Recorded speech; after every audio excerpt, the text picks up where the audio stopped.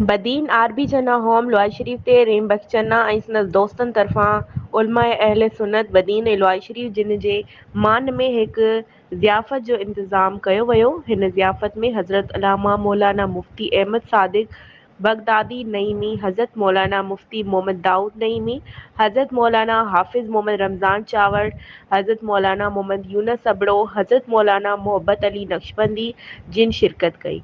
ज़ियाफ़त दौरान ॻाल्हियुनि कंदे आलमनि सॻोरनि चयो त इस्लाम रॻो या फ़क़ति इबादतुनि जो दीन न आहे, पर इस्लाम त मुकमल ज़ाब्ता हयात आहे। इस्लाम जिते इंसान जी सियासत ऐं समाजी हालात ते ॻाल्हाए थो, उते बहितरीन मुआशियात बि सेखारे थो।